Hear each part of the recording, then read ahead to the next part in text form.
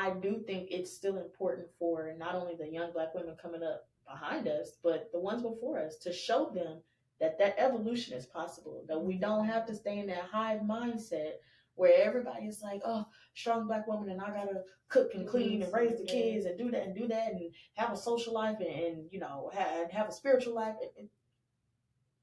Look, we can't do it all. That's just the reality of it. We can't. But it's important to acknowledge what we can do and be grateful for that. So instead of placing all this value in these labels or these meanings on these labels, it's like, you know what? Like I said earlier, before I am Black, before I am woman, I am human. I am God's child. I am His creation. Welcome to The Vault, a sacred space for sisters to just be and be free. Here's where the soulful secrets of sisterhood, spirituality, and self-awareness are unlocked, only on Venus Day. I am your keeper of the vault, Vee, and I just had to ask, are you ready to be free?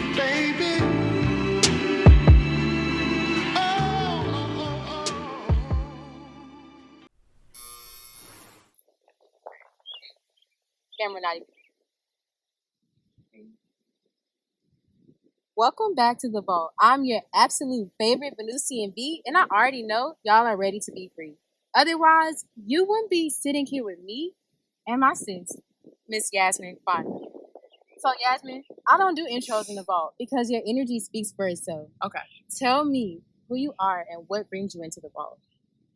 Okay. Hello. Oh, did I get to focus? Hello. My name is Yasmine. I am a first grade teacher at the moment, full-time. I am a full-time activist for the gray. If you know, you know.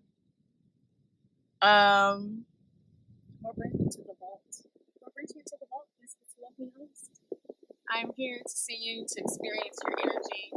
Like I said, yesterday was rocky, so that we could really savor today. Because I'm not here for long.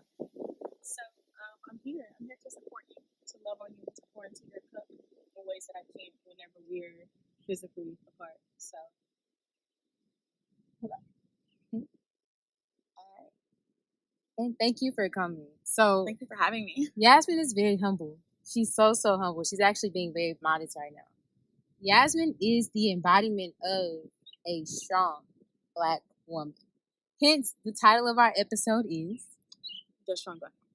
Because Miss Fontenot and myself believe and know that we can relate to and resonate with women or women identifying people when they say it's hard being a strong woman, particularly in this episode, a strong Black woman.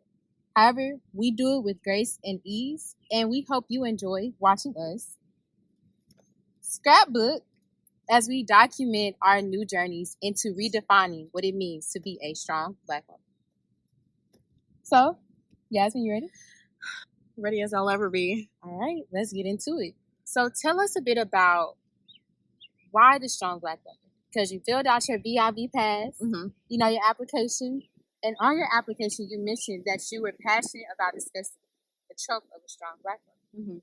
So tell me, what is that and why did you choose this topic? Okay, so what is the strong Black woman? It is the notion that as a Black woman, you either are strong or you have to be strong. And I think at first glance with that, you're like, oh, okay, well, like, what's the problem? Like, of course we're strong. Yeah, sure. But I think that whenever we really give into the trope itself and the idea of you particularly or specifically being a strong Black woman, we are dehumanizing the experience that Black women have every day. It sets the precedent or the notion that no matter what we go through, we have to be strong. Our reaction has to be very meticulous and specific, and we are not allowed to emote in the same ways that other people are. What's the second half of that question? You said, why did you choose this topic? Why? The passion. We love you. Because it's important. And it's like, at least in my immediate vicinity, these conversations are being had. So it's not like, oh, we're trend setting. Like, no, these conversations should be being had, and they are. But I think it's important to get as many voices and as many perspectives as possible on this particular topic, because there's so many Black women, but we all have very, very different lived Black experiences. And some of them, I mean, they are definitely similar in nature. We have some similar experiences, but each thing that we go through, good or bad, that we experience, that we grow through, that we cry through, that we laugh through, is very different from everyone else's. So it's an important conversation that needs to be had. And I'm glad that I even strike you as capable of having the conversation and of wanting to have this conversation. So again, thank you for having me. Thank you for specifically setting this out the way that you have: title, topic, environment, essence, all of the above. Don't make me cry on my own podcast, yes. Because you know how we get. We are some criers. I would say my just love and passion that I want to share with you and my gratitude for the end. However, I appreciate you.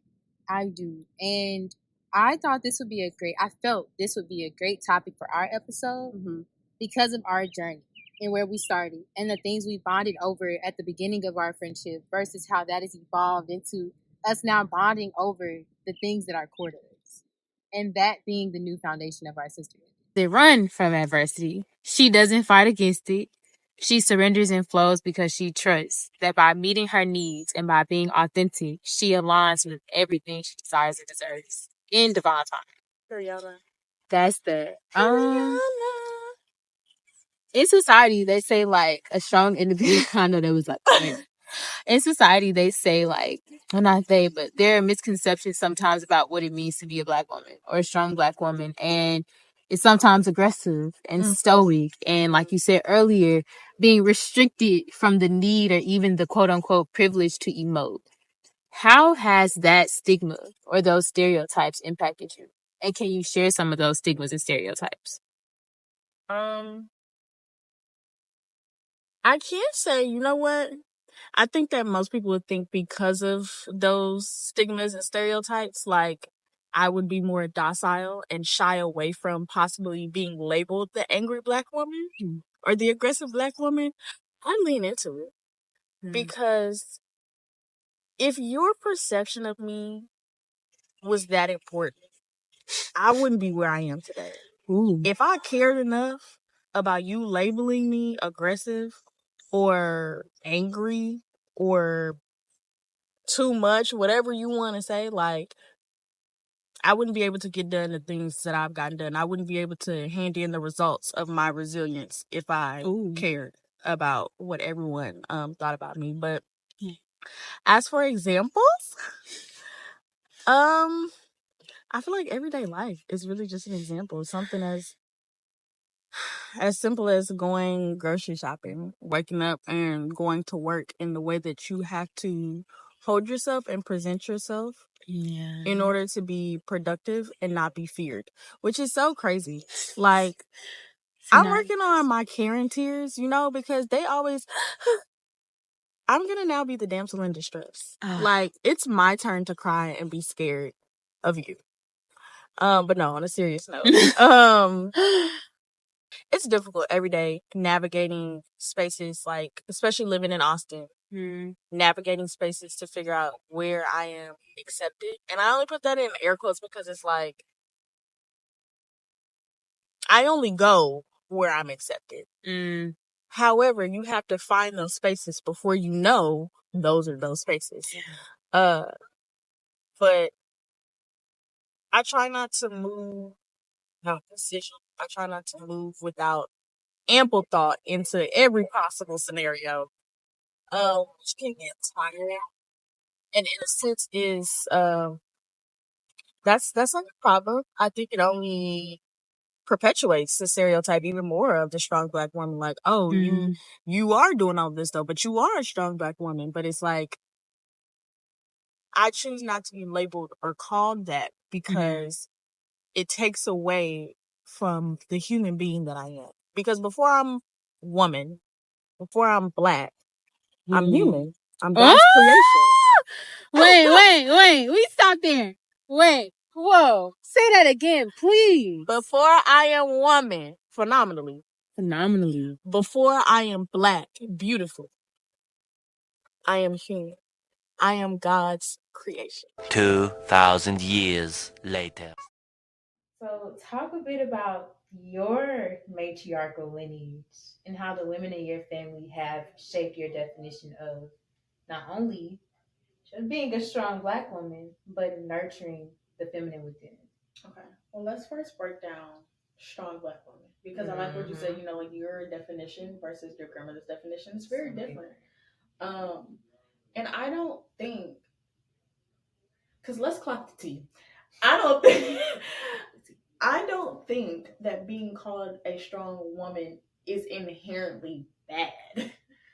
I just think that the connotation that we put on that specific label up until this point is very archaic almost. Like, to be strong doesn't mean a lack of emotion. It doesn't even really mean control over your emotions. I feel like to be strong means to feel your emotions, to be able to acknowledge them and say, I feel this way, but I'm not going to be emotionally reactive in this environment. And even if you are, that doesn't take away from your strength. It simply shows you, okay, this is where I am in my journey. This is what my strength looks like right now. But to go back to kind of the question at hand, my lineage looks similar in that I would say I'm surrounded by a lot of strong black women, and I think that's really embodied too in my friendships and the women who I've chose to create sisterhood with. Um, on my mom's side especially is very well. I'll take that back. My mom and my dad's side, like it's heavy in the matriarchy. Like the women do the cooking, they do the cleaning, they do the child care. A lot of them are mama and daddy, unfortunately, you know. And so I come from seeing that but not wanting to be that. And like no shade, no tea, because obviously I admire their adversity. I admire their resilience. I admire their ability to cry themselves to sleep and then wake up and get to the bag and have dinner on the table at 6 o'clock, you know?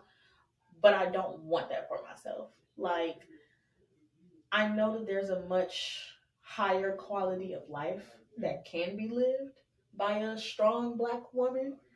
Um, and that's something I desire for myself. But I say that while still being in the unknown of what that even looks like. Because growing up with that strong black woman trope, I'm still breaking down what that means and how that plays a role in my life and what that looks like when I embody that. Because, like I said, being a strong black woman is not a bad thing. I just don't think that we should label ourselves as such because it dehumanizes us. It takes away our ability to be imperfect. And that's exactly what we are. You know, we talked earlier about perfection and what it looks like, but we don't know because we have never been perfect. We have never seen perfect. We may have seen things that we or heard things or experienced things that we perceive to be perfect, but the word itself, we cannot give a definitive meaning because we simply don't know her. We won't ever know. We won't ever. Okay? So it's just like, there's no need in feeling like I have to create or redefine what a strong black woman is today. I don't need to do that. I have plenty of examples of my new definition or what I'm creating to be my new definition of strong black woman. I have plenty of examples of that around me. And that doesn't look like being a hard body. That doesn't look like, you know, not being able to emote or vastly working in your masculine energy. You know, that also doesn't look like being overly, I guess, in tune with your emotions and overly reactive. Like there's a balance.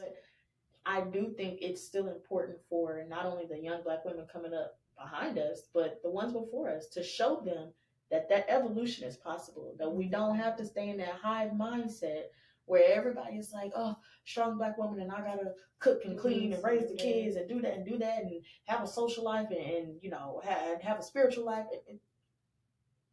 Look, we can't do it all. That's just the reality of it. We can't. But it's important to acknowledge what we can do and be grateful for that. So instead of placing all this value in these labels or these meanings on these labels, it's like, you know what? Like I said earlier, before I am Black, before I am woman, I am human. I am God's child. I am His creation. So it's like I feel like if I can keep that at the forefront, all of the labels, whether they're positive, negative, aggressive, angry, strong, independent,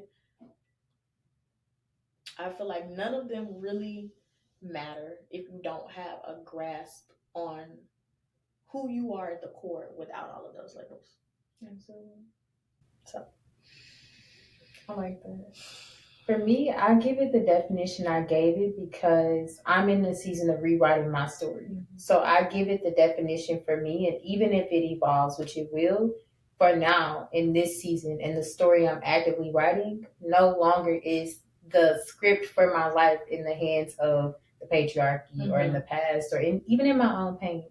Now I get to define what it means for me to be strong because I've had to have strength to navigate my own individual journey.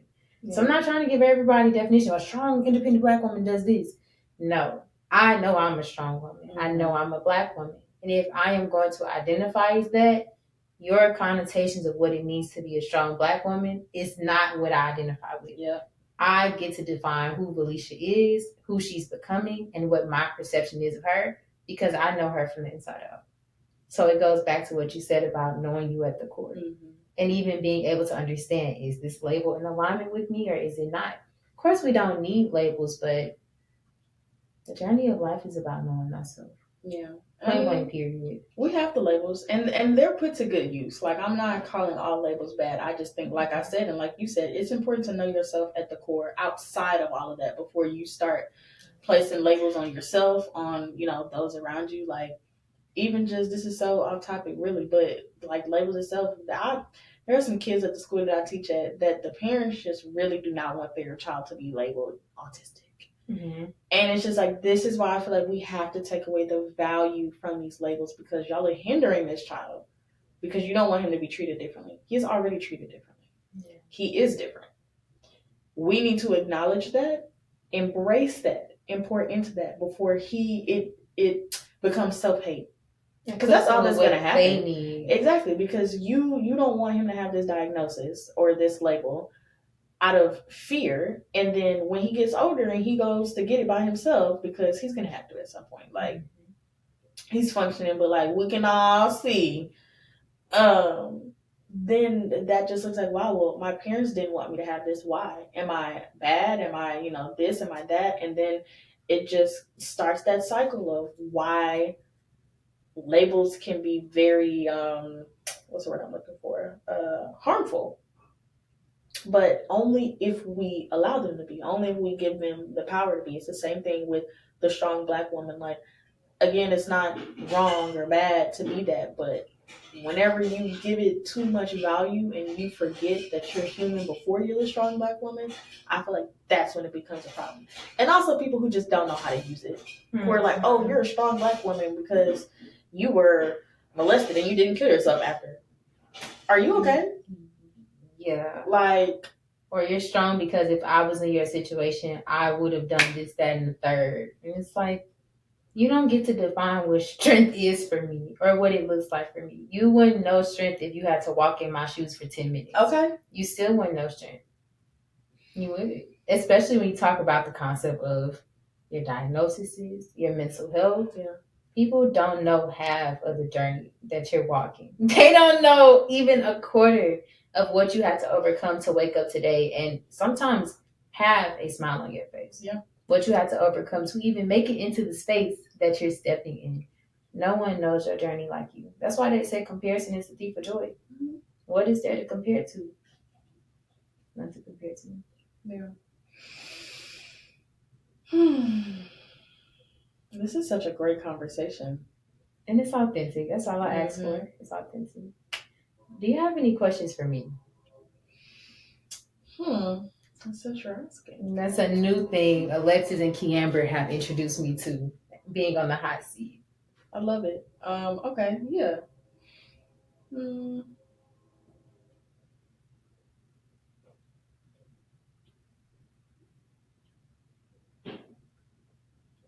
How do you navigate having to put on that brave face, like being that quote unquote strong, independent Black woman, but also because you're self aware, but also emoting and not being emotionally reactive? I breathe. I have mastered, I don't want to say mastered, but I'm better now at taking a break to sit with myself, to reflect. I'm very honest with myself. So if I mess up, I messed up. And I don't beat myself up about it. It's like, dang, I messed up. Okay, why did I mess up? Yeah. And then once I break it down, I'm like, okay, I caught it. Let me try this next time. And I give myself the room to mess up, to make mistakes. I can get up and I can have that brave face because it's authentic. If I show up with a brave face, it's because that's genuinely how I feel in that moment. But I also give myself the grace to feel my emotions. Yeah. So if I don't feel brave that day, I may not cry and break down in public in front of everybody, but I will not hide and pretend. Yeah. I'm honest and open enough to tell people, hey, I'm in a season where I'm not okay. I can tell some of my friends, like, hey, I won't say it out loud, but you know how we talk. It's like, you know, I might need to sit in the house and just breathe. Naps help too. When the emotions are too heavy, I let myself sit in them. But if it's still not working, I take a nap, I get up, I eat a snack, and then I revisit and see how I feel. Yeah. But I have to make room to check in with Alicia. That's the only way I can continue to show up and be strong, is I give Alicia space to be Alicia. I don't have to put on a mask. I don't put on a mask anymore for anybody anywhere. But when it's me by myself, I'm not scared of what comes up. I'm not scared if an imperfection or a shadow or something dark about myself comes up.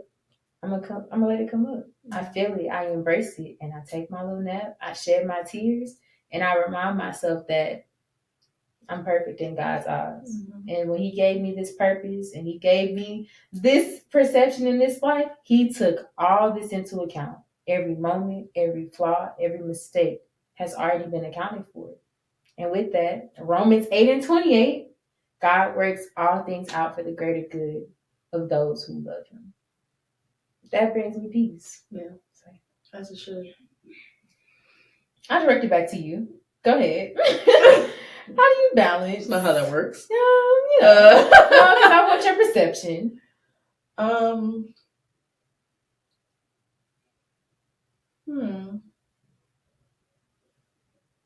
Honestly, my answer is not nearly as healthy as yours. And that's okay. So serious. It's like truth. I throw myself into something. I find something to drown out the emotion. For me, it gets very heavy. And I've been to dark places mentally, and when I got to a certain point, I said, okay, never again.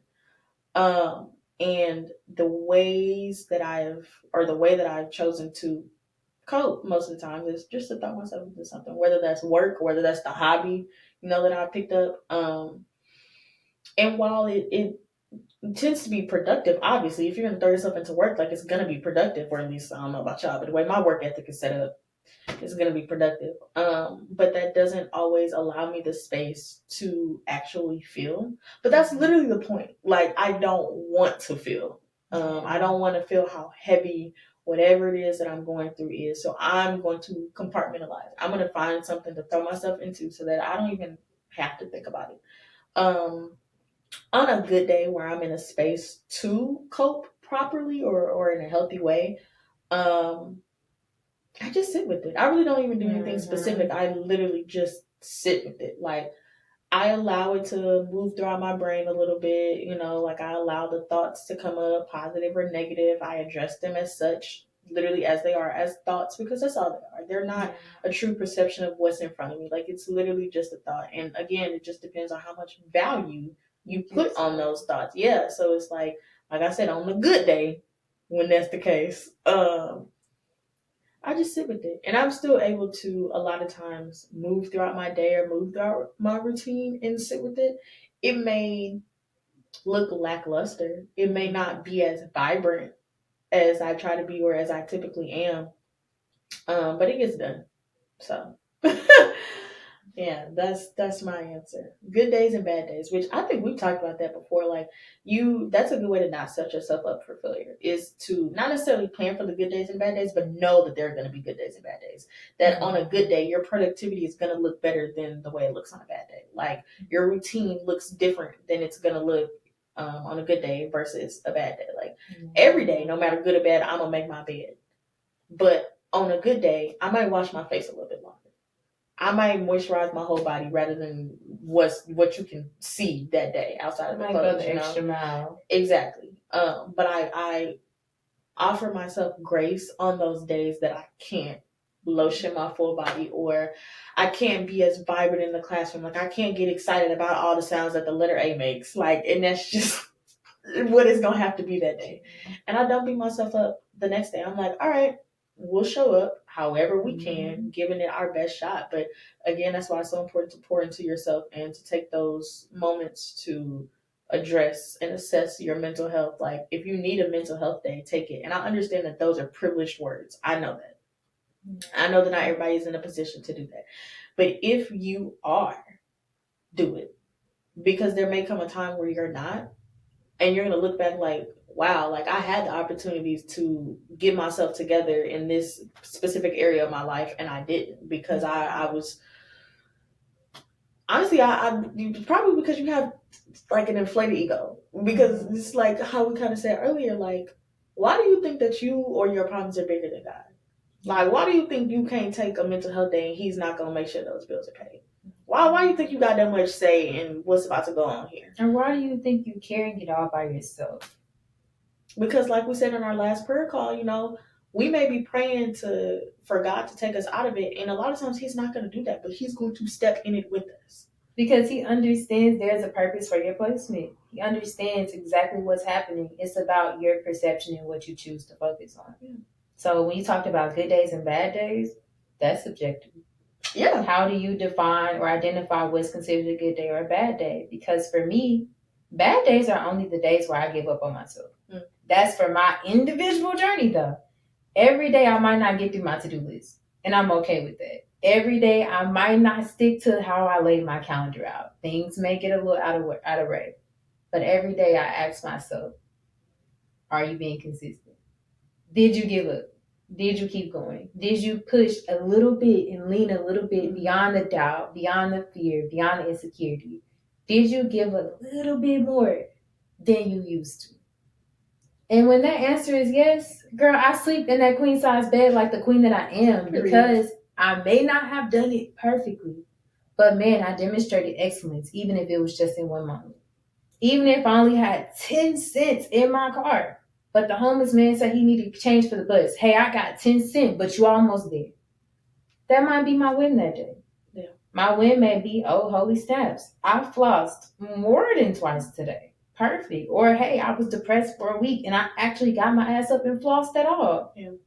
I'm looking at how I'm improving instead of constantly looking at the ways that I'm not showing up, or I'm not doing it right, or I'm not efficient.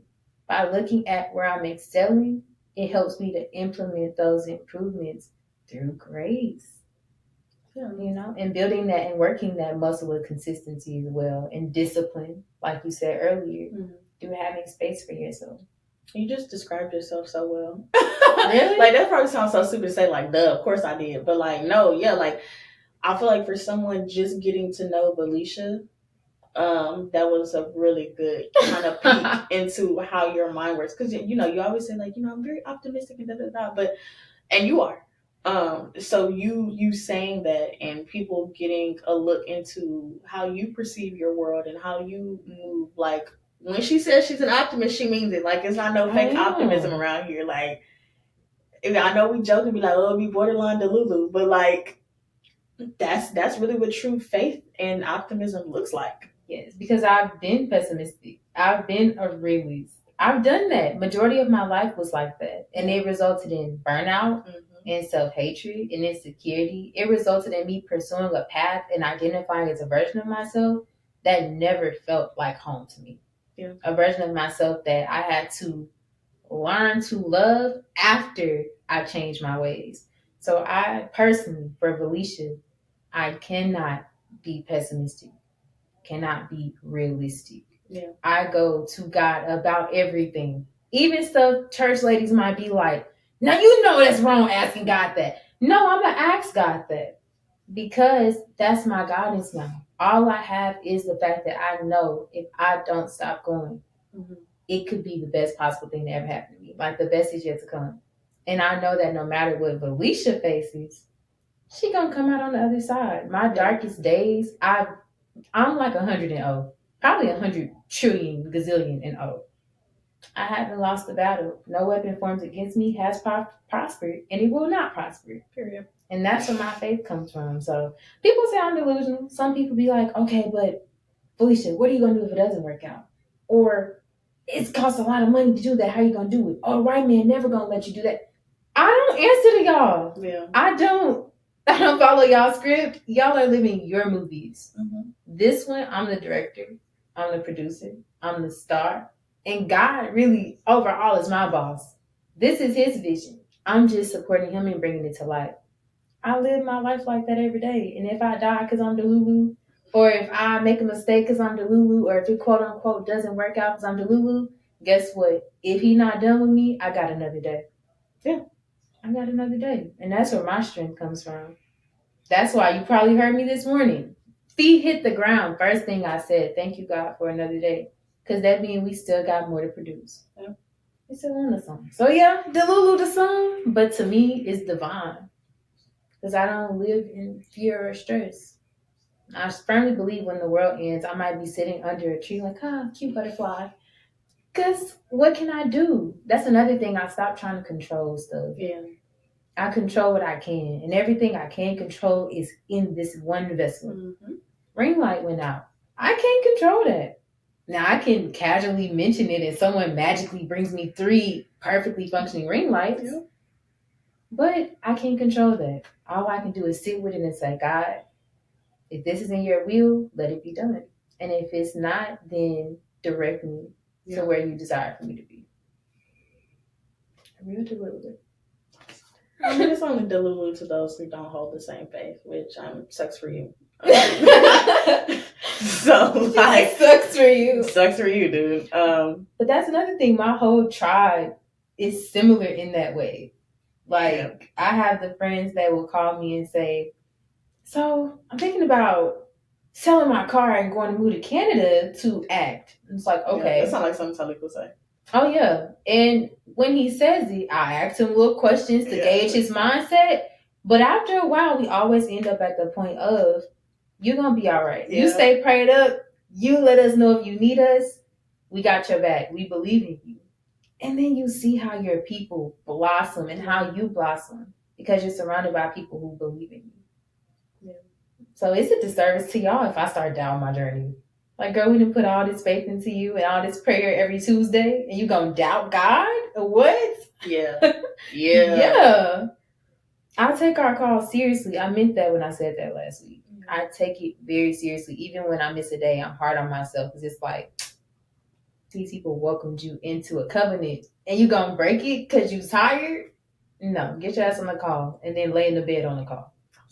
I mean, yeah, but the whole point of it is for everyone to know that we're there regardless of how you show up. If you show up, it's come okay. As you are. Yeah, exactly. As Tali said, come as you are, and doesn't always mean in the physical aspect, like mentally, spiritually, wherever you are in your journey, come and we will meet you there. And if we can't meet you there, he gonna meet you there at the very least.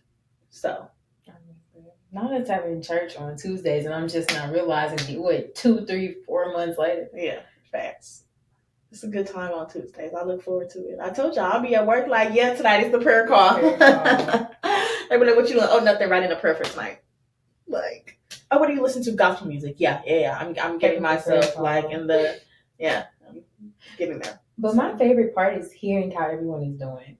Yeah. The good news, the not so good news, the fears, the stressors, because we all end up saying the same things in different words. And I love you. Yeah, we're definitely a community, and you can tell, and you can even tell like I feel like our problems, or what we perceive to be problems, I'll say, are like interwoven, because like you just said, like we're experiencing some of the same things, and maybe we're just using different syntax to relay that message, but at the core, like at the the middle of it, we're all kind of feeling the same feelings. Like we're either feeling lost, we're feeling defeated, we're feeling like we don't have the guidance. So like in my case, I was just really feeling useless. But even like I said, burnt, bruised, broken, whatever, you can still be used. Like God can work with it. He can mold you into what you need to be. So don't even sweat it. So yeah, no, like it's very beautiful to be a part of that community, and I hope that it continues to take us far, and that we don't we Tuesday before last, everybody was just kind of, I don't know, but the way that we showed up this past Tuesday let me know that like everyone else takes it not as serious. I feel like serious is such a bad word, but like everyone values in their own way. Exactly. Everyone sees the value in what we've created. And that in itself makes me so like, it just brings me so much joy, because it's really like I can see that what he's done is useful. I can see how he used me as a vessel to get it done. I can, and in that, I see my value. Like knowing that you guys feel good, I see my own value in that. I see how God is able to use me, how he works through me. And I'm honored and privileged to be in the position that I'm in, to be able to cultivate that space and help foster the connection. So when you're cultivating strength, but also leaning on God, how do you overcome negativity or doubt or the insecurity of what might happen or might not work out? How do you embody strength in that regard?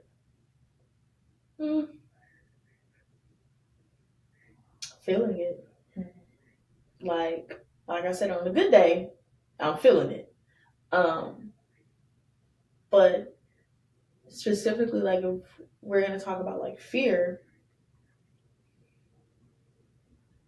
being fearful is a very human experience. I feel like a lot of people beat themselves up when like they're scared to do something. Yeah, and they're like, oh, I'm operating out of fear. Like, that's okay too. That is a part of the journey, because if you never did that, how would you learn? How would you learn to not operate in fear? How do you even know if you're operating in fear if you've never done it? How can you grow if you never faced and overcame a fear? So it's just like strength in those times, I feel like looks like going through it. And I it sounds so basic, I guess, and so just like, okay, girl, yeah, like we gathered that much. But like, no, seriously.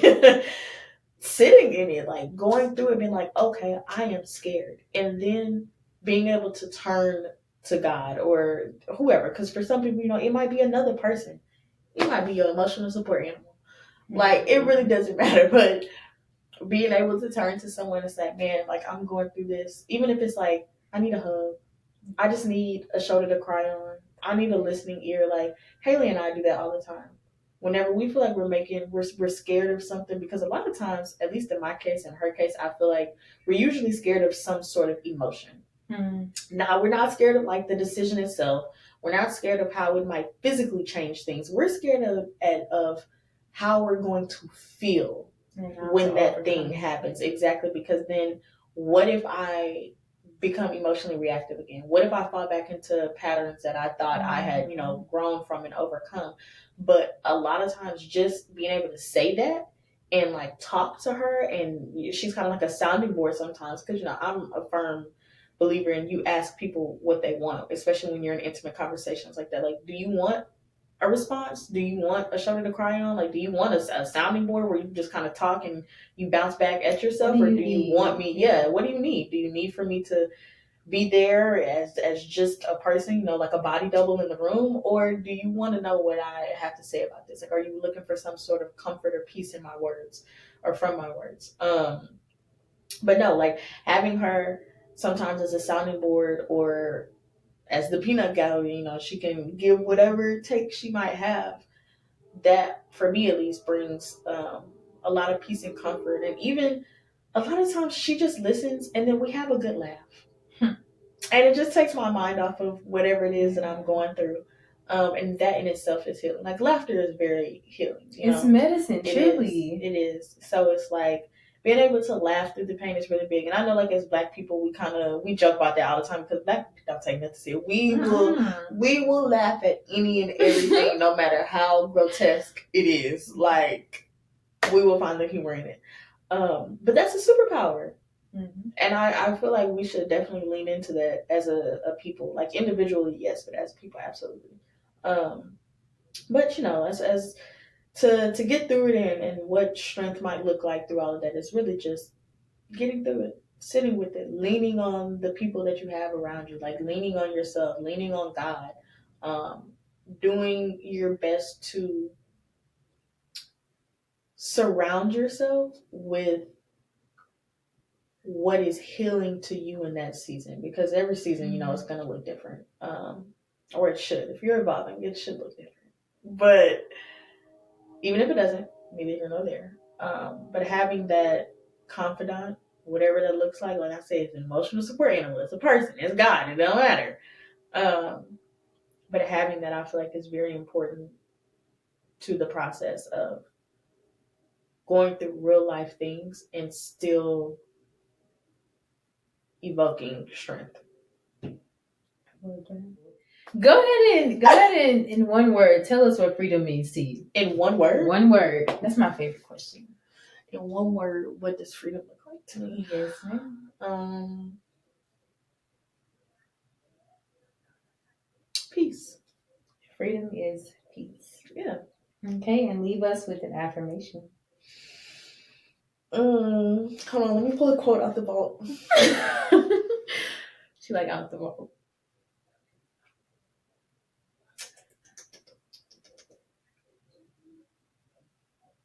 Okay. As a Black people, I feel like this is a really good quote for us. I gotta sit up. So this kind of goes along with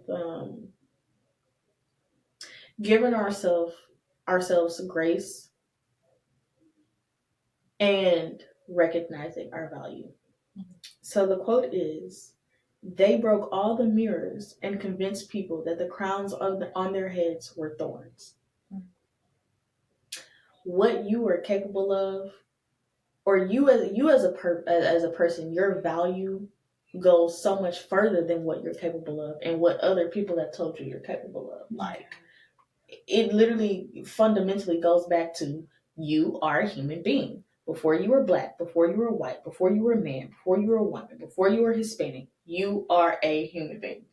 And so I think we need to pour into ourselves, and an affirmation that can come out of that, because I really didn't give you an affirmation. An affirmation that can come out of that is,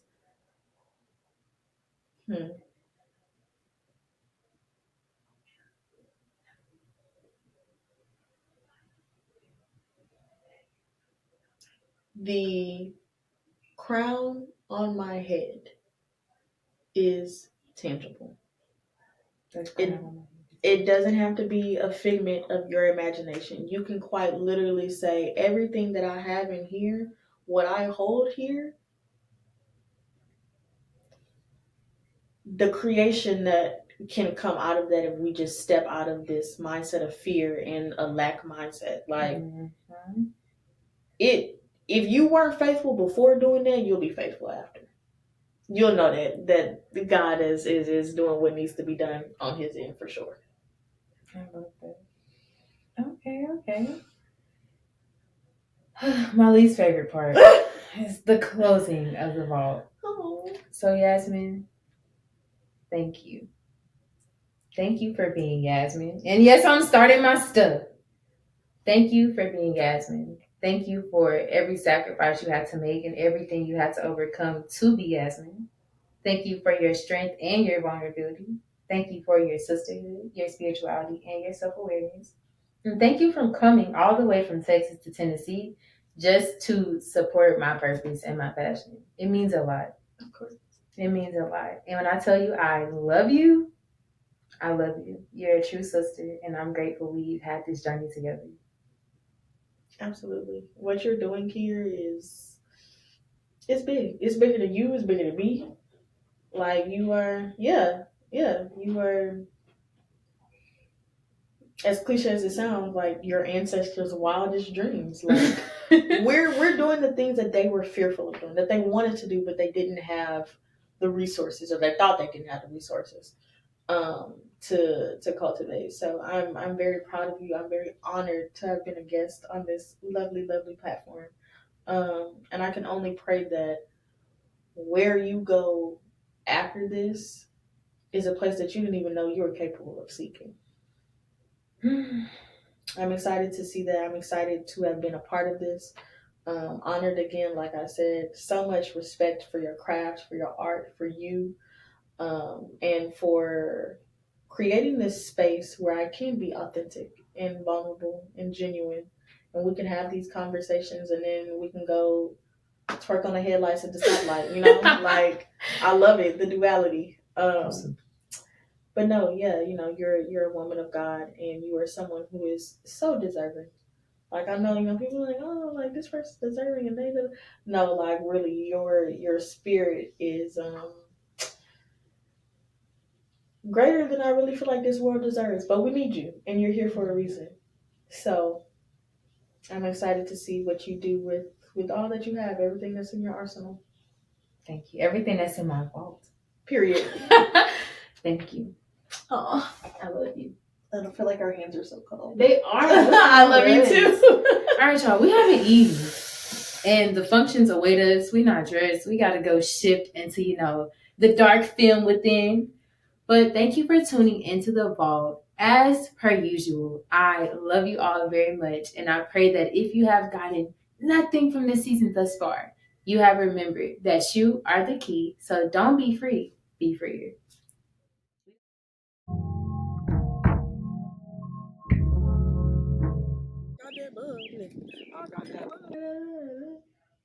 Are you ready to be free? Baby.